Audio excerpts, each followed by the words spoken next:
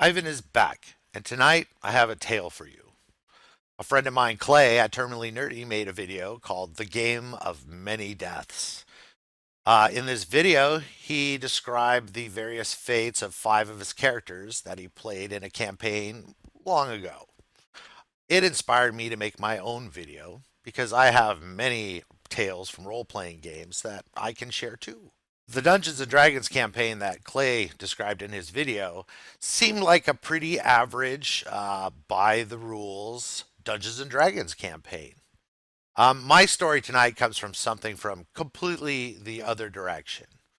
There's a term that fits it very well. It's known as Monty Hall campaign. A normal campaign, you would find magic items, but normally they'd be really rare and far and few in between. In a Monty Hall campaign, it's just like a television game show. You open the chest and all the best loot's there. It ends up making your characters very powerful, and the game masters need to go to extraordinary lengths to combat these super characters. So, the tale I have to tell tonight is from a campaign that started in 8th grade. I and a friend would DM games and essentially power level our characters. My character that came out of that was Elric. Yes, exactly the same as the guy in the books. And he ended up being a 15th level fighter and a 20th level mage, dual class human with the sword Stormbringer. Stormbringer was a demon that had been forged into a blade, and essentially, if you hit somebody, there was a 50-50 chance that either you weaken them by half of their levels or their power, or they die. No saving throw. But wait, it gets worse. We devised rules that allowed the levels that are drained from the sword, or even energy drain spells or anything like that, to be stored in magic items, converted over to mana points, and then used to power incredibly crazy, awesome spells. And on top of all that, Elric was also what was called a lich, which is an undead wizard. Monty Hall, the dreams of an 8th grader. So once I was in high school, I met another GM. His campaign was pretty well established. He had a character named Sothalanti.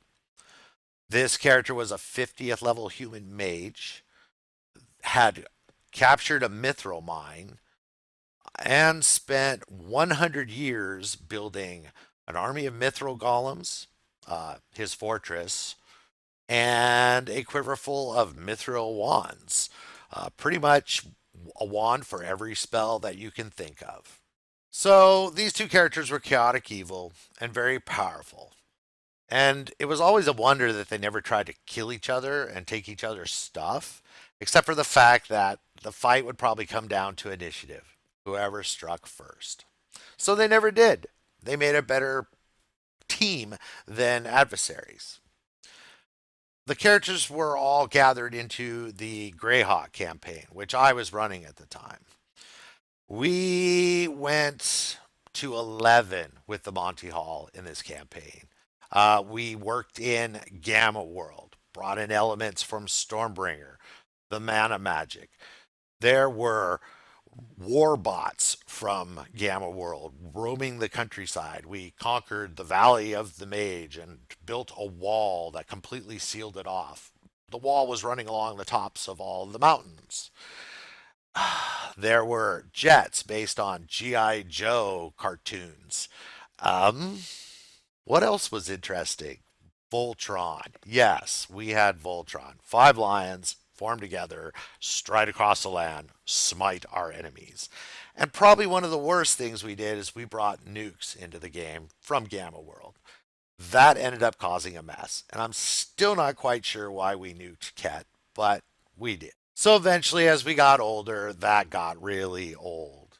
It was really hard to come up with anything that was worth fighting or doing other than just being chaotic evil jerks to everybody else in the world. We made a decision to erase Warped Greyhawk. I gave up my character's Stormbringer sword because he had Black Razor and a portable hole anyways, so that's a pretty good substitute.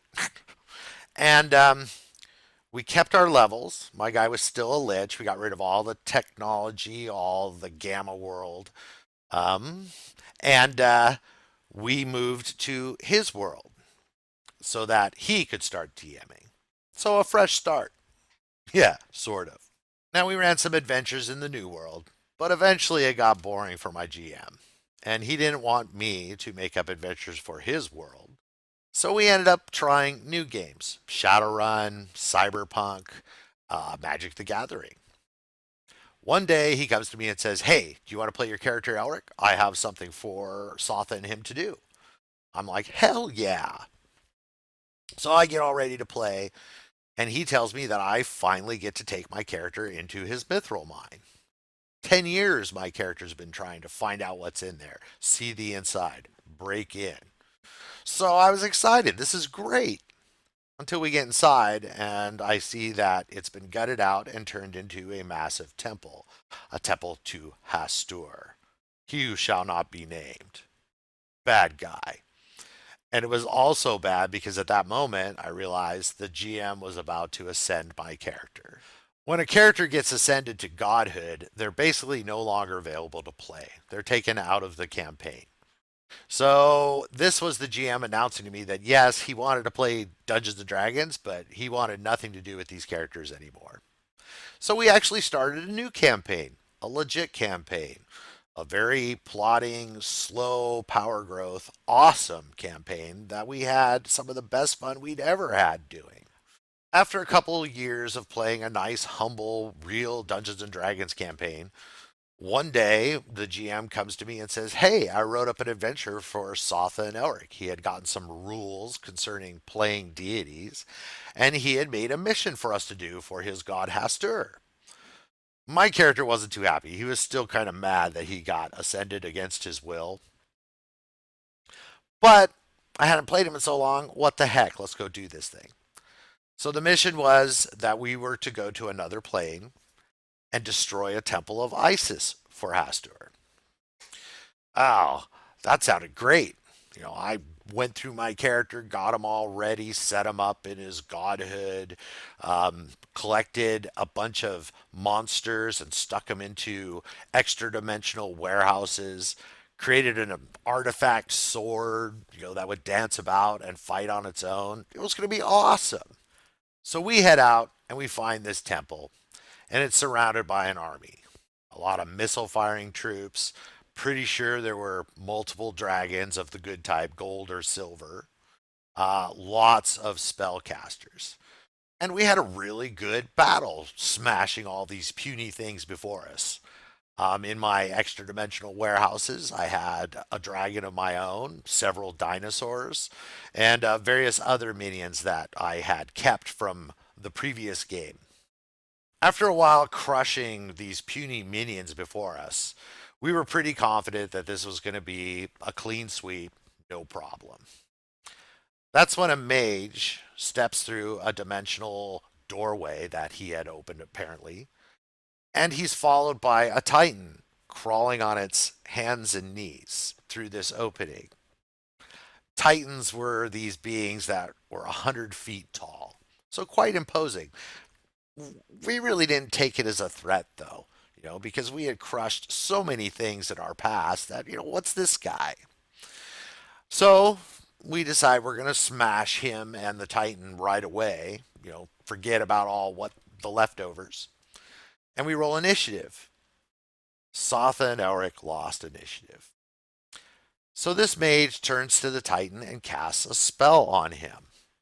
And the Titan grows to 400% of its normal size.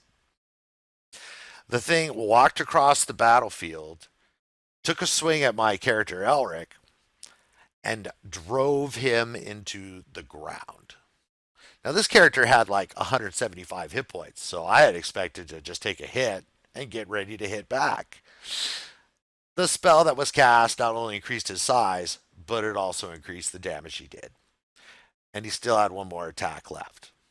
So it turned and it smashed Sothalanti into the ground. Our characters were destroyed. Now, for deity characters, you don't die, you get sent back to your plane of existence and maybe lose some power. And you can never go back to where it was you were destroyed. We were utterly defeated for the first time in our existence, and it was by a first level and large spell cast by one 40th level mage. Brutal. We had never failed before. It was pretty glorious. We weren't dead. We were banished back to our home planes, but nonetheless, game over. They won. Good for them. What it did do is make me appreciate my nice, normal, average game that we've been playing for a couple years by then. And I wanted to go back to it because that Uber stuff just wasn't so fun anymore. So that's my tale of death. Clay, I enjoyed your video. Maybe the next one, talk about your most memorable villain. Who was the toughest foe that you ever had to beat? Some kind of dungeon tale. And if anybody else cares to make videos of their own to share their tales, I would love to see them, so let me know. All right, well, I'm going to link Clay's video in the description, and I might get back to this. In May, I'll be doing my regular cinematics work again, and hopefully we'll see you then. You guys have a good night.